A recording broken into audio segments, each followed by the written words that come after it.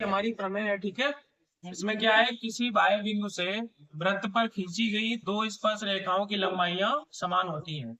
इसमें सबसे पहले हम क्या करेंगे, लिखेंगे इसमें ज्ञात है। ये जो चीज हमको ज्ञात है उसे सबसे पहले लिखेंगे। क्या ज्ञात है इसे पढ़ेंगे। किसी बाह्य बिंदु से मतलब हमको एक वृत्त के बाहर एक बिंदु ज्ञात है, तो क्या लिखेंगे, एक बाह्य बिंदु। इस बिंदु को हम लोग मान लेते हैं कौन सा बिंदु है, P। और वृत्त पर खींची गई स्पर्श रेखा है, तो यानी कि एक वृत्त ज्ञात है। एक वृत्त जिसका केंद्र, इसका केंद्र मान लेते हैं, जिसका केंद्र O है। ठीक है, इतनी चीजें हमें क्या है, ज्ञात है। उसके बाद हम लोग लिखेंगे सिद्ध करना है। सिद्ध करना है, तो क्या चीज सिद्ध करनी है, देखो इसमें लिखा है कि दो स्पर्श रेखाओं की लंबाइयां समान होती है। मतलब जो हमारी स्पर्श रेखाएं हैं उनकी लंबाइयां कैसी होंगी, समान। तो अगर हम लोग इसका चित्र बनाएंगे, देखो ये जैसे हमारा वृत्त है और ये बाहर कोई बिंदु है जिसे हम लोग मान लेते हैं कितना, P है। और यहां से जब हम इस पे स्पर्श रेखा ऐसे खींचेंगे तो एक को मान लेते हैं ये A पॉइंट और एक को क्या मान लेते हैं, तो स्पर्श रेखाएं कौन सी हो गई, PA और PB। तो क्या सिद्ध करना है हमें, PA बराबर PB, ये हमें सिद्ध करना है। तो ये सिद्ध करने में हो गया। इसके बाद अगला पॉइंट आता है उपपत्ति। मतलब कैसे ये आएगा, यहाँ पर एक पॉइंट ये और आ सकता है, रचना। रचना में क्या लिखा जाता है, जो हम लोग अपने पास से करते हैं ना उसे डैश डैश करके पूरा लिख देते हैं। तो उपपत्ति में क्या होगा, यहाँ से देखेंगे इसका जो केंद्र हमने कितना यहाँ माना है, एक वृत्त जिसका केंद्र O है, तो ये कितना हो जाएगा O। इसको हम लोग क्या करेंगे, इसको ऐसे करके मिला देंगे। ये क्या चीज हो गई, त्रिज्या हो गई। ये क्या हो गया, ये भी त्रिज्या है। यानी ये हमारी त्रिज्या R है और ये भी त्रिज्या R है। तो क्या करेंगे हम लोग, इसे यहाँ से सीधा और मिला देंगे एक बार ऐसे। तो ये रचना के अंतर्गत आएगा जो हमने किया है, कौन कौन सा, OA, OB और OP। इससे क्या फायदा होगा हम लोग देखेंगे, इसमें दो ट्राइंगल दिख रहे हैं। एक तो ऊपर है ट्राइंगल हमारा कौन सा, OAP, और एक नीचे है OVP। हमने तुम लोगों को पहले ही बताया था कि ये जो त्रिज्या होती है ये और ये जो स्पर्श रेखा है इनके बीच कितने डिग्री कोण बनता है, यानी ये वाला एंगल हमारा 90 डिग्री होगा और ये इसी प्रकार नीचे वाला भी कितना होगा, 90। तो क्या करेंगे, ऊपर वाला त्रिभुज उठाएंगे, त्रिभुज OAP, तथा नीचे वाला त्रिभुज उठाएंगे OVP में, त्रिभुज OVP में। तो इन दोनों त्रिभुजों में क्या करेंगे भैया, देखें इन्हें सबसे पहले सर्वांगसम करेंगे।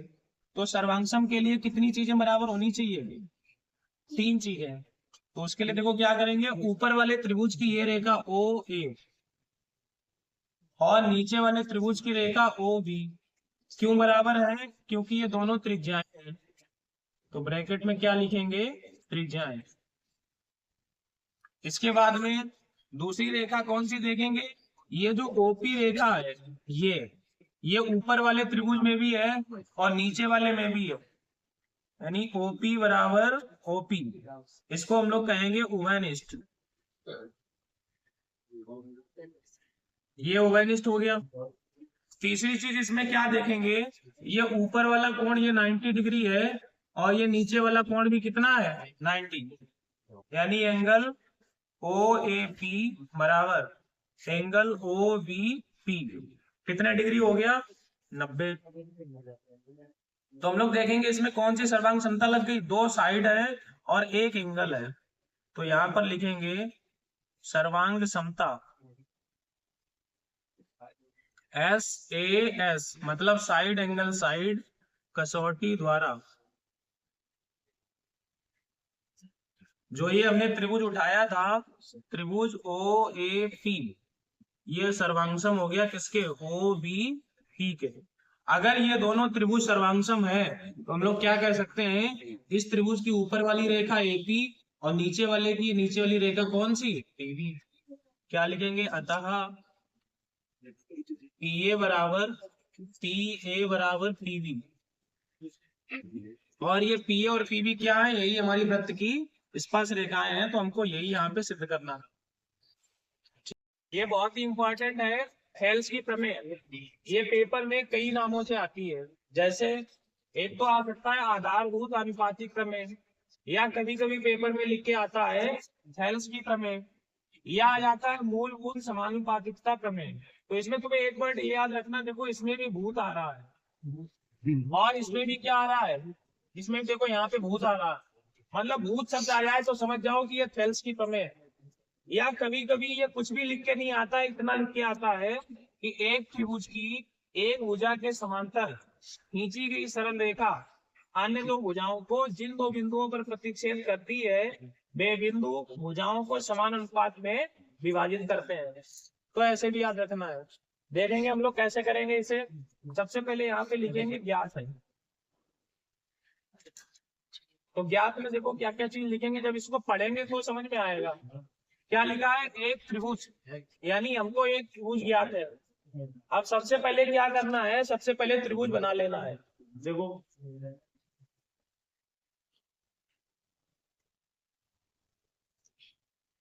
इस त्रिभुज को मान लेते हैं ए बी सी,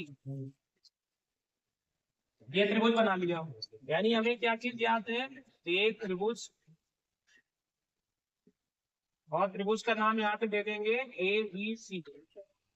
आगे क्या बोला है, एक त्रिभुज की एक भुजा के समांतर खींची गई सरल रेखा अन्य दो भुजाओं को जिन दो बिंदुओं पर प्रतिच्छेद करती है वे बिंदु भुजाओं को समान अनुपात में विभाजित करते हैं। मतलब एक त्रिभुज हमें केवल ज्ञात है, तो हमने क्या कर लिया, एक त्रिभुज बना लिया। और इन्होंने बोला कि एक भुजा के समांतर, मतलब ये जो बीसी है ना, बीसी के समांतर एक रेखा खींची जा रही है।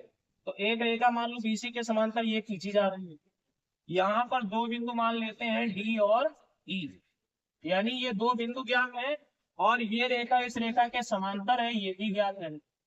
तो क्या चीज ज्ञात है, एक त्रिभुज एबीसी तथा जो बीसी है ये समांतर किसके है, डीई के। इतनी चीजें हमें ज्ञात है इसमें। अब क्या चीजें आगे सिद्ध करना है, सिद्ध करना है, तो हमें क्या सिद्ध करना देखेंगे। आगे बोला जाता है सरल रेखा अन्य दो भुजाओं को जिन दो बिंदुओं पर प्रतिच्छेद करती है, मतलब देखो यहाँ पर डी पर प्रतिच्छेद कर रही है और ई पर, वे बिंदु भुजाओं को समान अनुपात में विभाजित करते हैं। मतलब जो ये पॉइंट है डी, वो इस भुजा को समान अनुपात में बांटेगा और इस भुजा को भी समान अनुपात में बांटेगा। तो कहने का मतलब हमें सिद्ध करना है जेडी, और बटे में इस पॉइंट के नीचे कितना है बी, और ये बराबर ही लाना है उस साइड में ए, और बटे में कितना हो जाएगा ईसी। ये हमें सिद्ध करना है। रचना में हम लोग क्या करेंगे, रचना में हम लोग क्या करते हैं, जो चीज अपने पास से पढ़ाते हैं उसे लिख देते हैं। जैसे यहां से हमने क्या किया, इसको इधर मिला दिया ऐसे, और इसको इधर मिला दिया। देखो इसे मिलाने से क्या होगा, एक लंब हमने यहाँ से इसके ऊपर एक लंब डाल दिया, लंब का मतलब ये 90 डिग्री, और एक लंब हमने इधर से इधर डाल दिया, ये भी कितना हो जाएगा 90 डिग्री। और इसे कोई ना कोई पॉइंट मान लो, ई तक हो गया, इसे मान ले या, और इसे मान ले जी मान लो, ठीक है। तो रचना में हमने क्या क्या किया देखें, हमने बी से ई को मिलाया, तो बी ई तथा सी डी को मिलाया, इतना कार्य किया। इसके बाद में हमने तो ये डी एफ है, डी एफ तथा इस साइड में ई जी लंब खींचा, तो ये हमारा किसके अंतर्गत आएगा, ये रचना के अंतर्गत आएगा। तो चलो देखते हैं, ये जगह थोड़ी सी कम है तो ऊपर वाला हम ये बढ़ा दे रहा है जगह।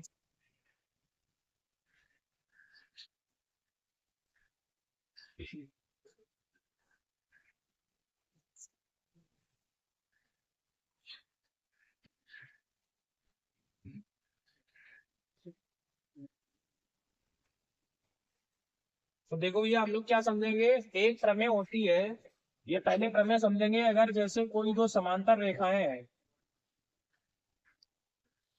ये मान लो नीचे वाली रेखा ऊपर वाली रेखा समांतर है, प्रमेय को ध्यान से समझे, वो प्रमेय इसमें लगने वाली है।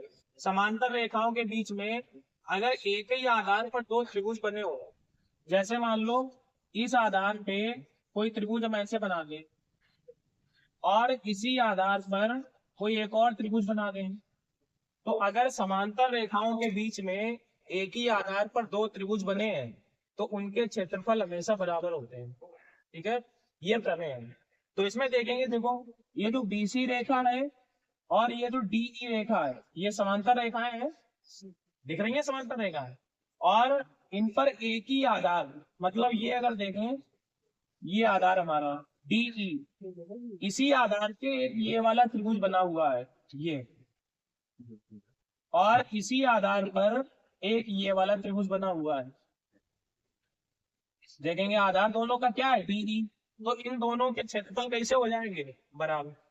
तो यहाँ क्या लिखेंगे, हेडिंग डालेंगे उपपत्ति। इसमें हम लोग लिखेंगे जो डीई है ये समांतर है किसके, बीसी के। डीई समांतर बीसी के है, तो जो क्षेत्रफल है हमारा बीडीई का, यानी क्षेत्रफल त्रिभुज बीडीई, ये बराबर हो जाएगा क्षेत्रफल त्रिभुज सीडीई। क्यों बराबर होगा, अभी हमने बताया, समांतर रेखाओं के बीच में एक ही आधार पर अगर दो त्रिभुज बने होते हैं तो उनके क्षेत्रफल कैसे हो जाते हैं, बराबर।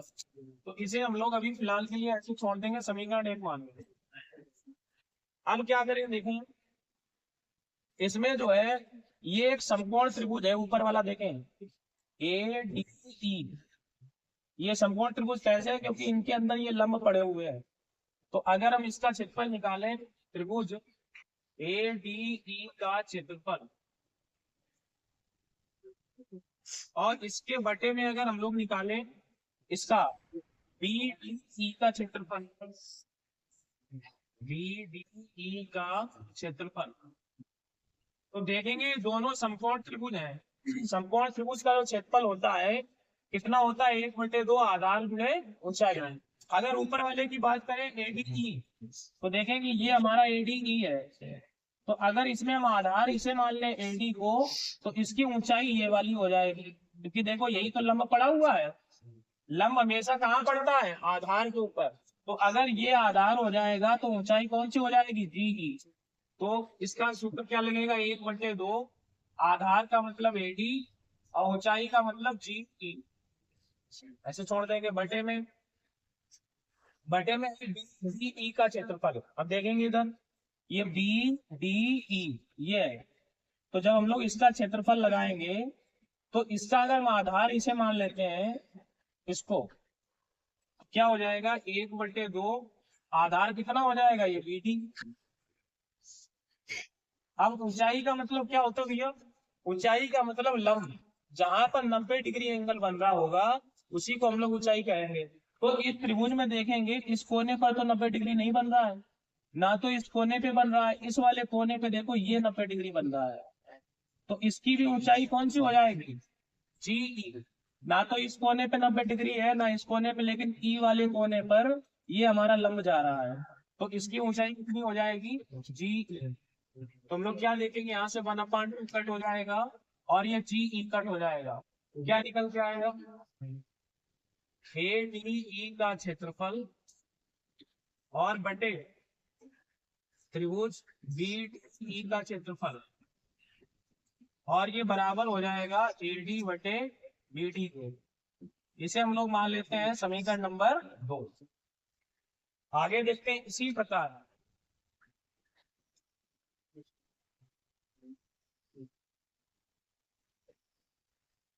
देखेंगे, इसी प्रकार दूसरा वाला करेंगे नहीं, बिल्कुल इसी प्रकार लिख देंगे। जैसे अब की बार अगर हम त्रिभुज ये वाला ले लें एडीई, ये त्रिभुज ले लें, और अब की बार इधर वाला ये त्रिभुज ले लें, कौन सा, सी डी ई, दोनों त्रिभुज उठा लें। देखो त्रिभुज ए डी ई का क्षेत्रफल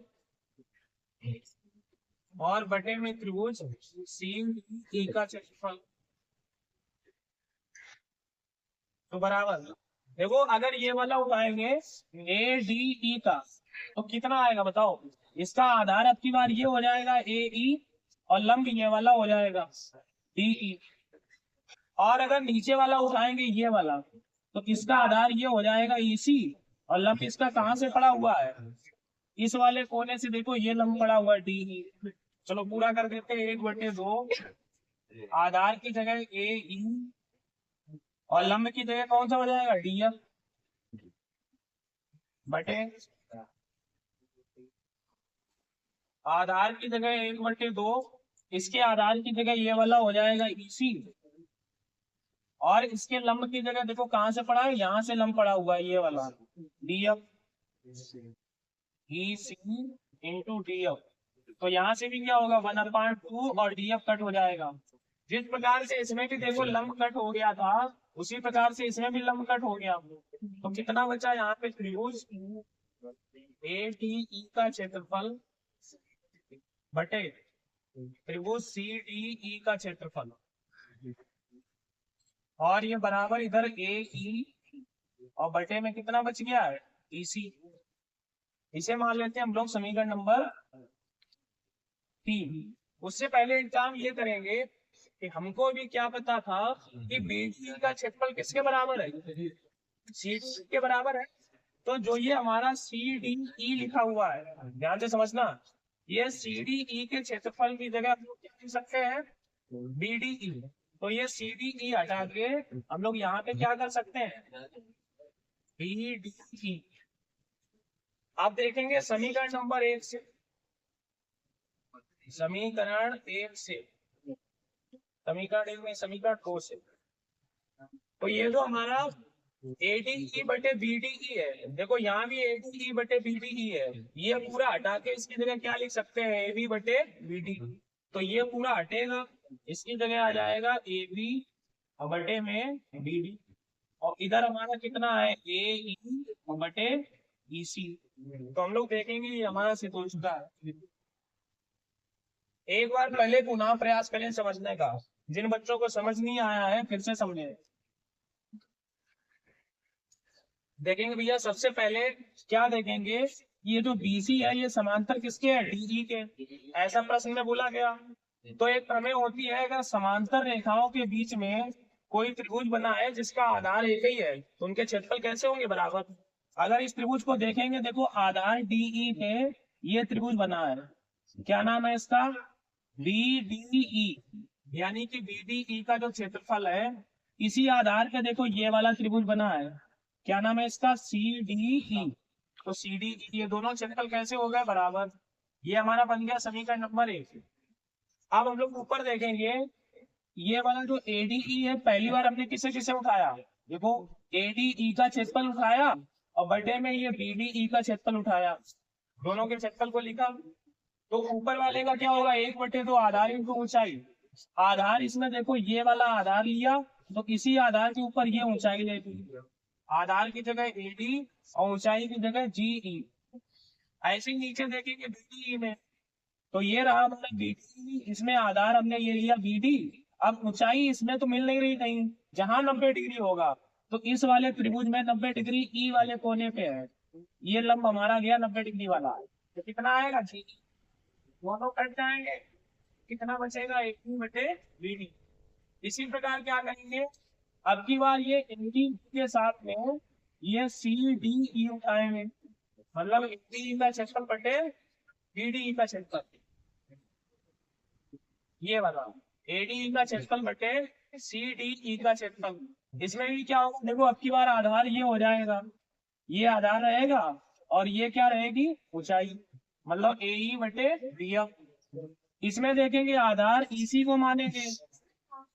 अब लंब इसमें अगर ढूंढेंगे तो ई वाले कोने पे और डी वाले कोने पे लंब नहीं, ये वाले कोने से यही वाला उठाएंगे, वो गलत हो गया, ये वाले कोने से, क्योंकि जैसा हमारा यहाँ पे आता है बिल्कुल वैसा ही नीचे रखना होता है।